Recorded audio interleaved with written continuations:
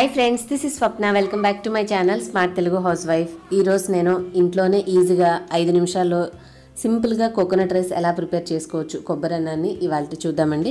ఇది మనం పిల్లలకి లంచ్ బాక్స్ రెసిపీగా కూడా వారంలో ఎప్పుడైనా ఒకసారి పెట్టవచ్చు. కొంచెం కర్డ్ రైస్ కలిపేసి మనం కొద్దిగా ఈ కోకోనట్ రైస్ పెట్టామంటే చాలా సింపుల్ అండ్ క్విక్గా అయిపోతుంది, మీకు పని హడావిడి లేకుండా. అది ఎలా ప్రిపేర్ చేసుకోవాలో ఇవాళ చూసేద్దాం. ముందుగా మీరు ఎంత అన్నాన్ని అయితే కోకోనట్ రైస్ తయారు చేసుకోవాలనుకుంటున్నారో ఆ బౌల్లో ఉన్న అన్నాన్ని బట్టి మీరు నూనె ఒక 2 స్పూన్సా 2 స్పూన్సా లేదంటే 3 స్పూన్సా తీసుకోండి. కొంచెం నెయ్యి కూడా యాడ్ చేసుకొని మనకు ఆ నెయ్యి వేడెక్కే లోపల నేను కొబ్బరిని మీరు తురిమేదాంతో తురుముకోవచ్చు, లేదంటే ఇట్లా మిక్సీలో కోర్స్గా గ్రైండ్ చేసుకుంటే పొడి పొడిలాడేలాగా మనకి రెడీ అయిపోతుంది. అది పక్కన పెట్టుకొని మనం ఇందాక వేసుకున్న ఆయిల్లో పోపు దినుసుల్ని కలుపుకోవాలి. ఆవాలు, జీలకర్ర, శనగపప్పు, మినపప్పు, కొన్ని పెసరపప్పు కూడా వేసాను. బాగుంటుంది మనకి రైస్లో అక్కడక్కడ క్రంచీగా తగులుతూ ఉంటే. సో పోపు వేగే వరకు కొంచెం సేపు వేయించుకుందాం. దీంట్లో ఒక 2 స్పూన్ల అంత పల్లీలు కూడా వేసుకుంటే బాగుంటుంది, వేరుశనగపప్పు. ఇవి కూడా కాసేపు వేపుకోవాలి. మరీ వేపేసేస్తే ఆయిల్లో తర్వాత మాడిపోయినట్టుగా అయిపోతాయి కాబట్టి కొద్దిగా వేపంగానే ఒక 1/2 నిమిషం కొన్ని జీడిపప్పులు కూడా వేసేసాను. మనం ఈ ప్రాసెస్ అంతా కూడా లో ఫ్లేమ్లోనే చేసుకోవాలండి. హై ఫ్లేమ్ పెట్టకూడదు, మీడియం అవసరం లేదు, సిమ్లో పెట్టుకొని చేసుకోవాలి. ఇప్పుడు నేను దీంట్లో కట్ చేసుకుని ఒక 2 to 3 గ్రీన్ చిల్లీస్, పచ్చిమిర్చి, అంటే కొంచెం మంటవి అయితే ఒక 2 సరిపోతాయి. కొంచెం మంట తక్కువగా ఉన్నవి కూడా మనకి సీజన్లో అప్పుడప్పుడు దొరుకుతూ ఉంటాయి కదా, అలాంటివి అయితే ఒక 3 నుంచి 4 వేసుకోవచ్చు.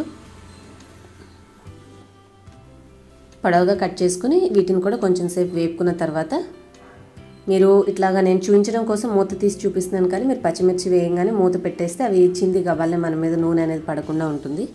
ఆ తర్వాత కరివేపాకు, పచ్చిమిర్చి మీరు 2 కలిపి ఒకసారి వేసేసి మూత పెట్టండి. కొంచెం సౌండ్ ఆగగానే తర్వాత ఇలా కలుపుకోండి. ఇప్పుడు ఇందులో మనం ఇందాక గ్రైండ్ చేసుకున్న పొడి పొడిలాడుతున్న కొబ్బరిని కూడా ఇందులో కలిపేసేసుకొని కొంచెం ఒక 1/2 నిమిషం తక్కువ మంట మీద ఉంచుకొని ఇలా వేయించుకుంటే మనకి పచ్చివాసన అనేది లేకుండా ఉంటుంది. దీంట్లో నేను కొద్దిగా ఇంగువ యాడ్ చేస్తున్నాను. ఇంగువ ఇష్టపడని వాళ్ళు దీన్ని స్కిప్ చేయొచ్చు. మనం ఈ ప్రాసెస్ అంతా కూడా సిమ్లో పెట్టుకునే చేసుకోవాలండి. మంట ఎక్కువగా ఉంటే కొబ్బరి అనేది మాడిపోయి అడుగంటేస్తుంది, కాబట్టి కలుపుకుంటూ చేసుకొని రుచికి సరిపడినంత అన్నాన్ని చూసుకుని ఎంత ఉప్పు అయితే పడుతుందో దాన్ని మీరు ఇక్కడ సరిపడా ఉప్పుని ఈ మిక్స్లో యాడ్ చేసేసేయండి. ఉప్పు అంతా కూడా బాగా కలిసేలాగా కలుపుకోవాలి.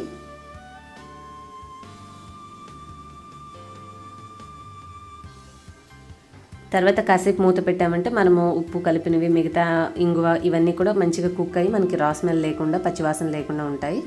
ఇప్పుడు కుక్ చేసి రెడీగా చల్లారి ఉంచుకున్న అన్నం, మరి వేడివేడిది వేసేస్తే ముక్కగా అయిపోతుందండి. సో కొంచెం చల్లారిన తర్వాత అన్నాన్ని ఈ విధంగా మనము తయారు చేసుకునే మిక్స్లో వేసేసుకుంటే చక్కగా కలుపుకున్న తర్వాత చూడడానికి టేస్టీగా, తినడానికి కమ్మగా, రుచిగా చాలా బాగుంటుంది. సూపర్గా ఈజీగా ఫాస్ట్గా అయిపోతుంది అనమాట. డే టైంలో మనము మార్నింగ్ టైం వెజిటేబుల్స్ లేకపోయినా, ఎందుకంటే శుక్రవారం, శనివారాలు మనము పూజ గదిలో చేసినప్పుడు కొబ్బరి చిప్పలు ఉంటూనే ఉంటాయి కాబట్టి మీరు అవి ఫ్రిడ్జ్లో ఉంచుకున్నా కూడా మండే కానీ ట్యూస్డే కానీ ఎప్పుడైనా హడావిడిలో మనకి టైం లేకపోయినా సరే ఈ విధంగా క్విక్గా మీరు కోకోనట్ రైస్ చేసి లంచ్ బాక్స్ రెసిపీగా పిల్లలకి ఈజీగా పంపించేయచ్చు.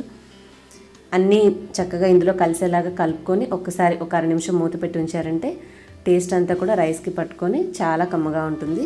హోప్ మీ అందరికీ రెసిపీ నచ్చింది అనుకుంటున్నాను. నచ్చితే ఈ వీడియోకి లైక్ చేసి మీ ఫ్రెండ్స్ అండ్ ఫ్యామిలీకి కూడా షేర్ చేయండి. ఇలాంటి మరిన్ని మంచి రెసిపీస్ అండ్ అదర్ టిప్స్ తెలుసుకోవాలంటే నా ఛానల్ సబ్స్క్రైబ్ చేసుకుని బెల్ కూడా యాక్టివేట్ చేసుకోండి.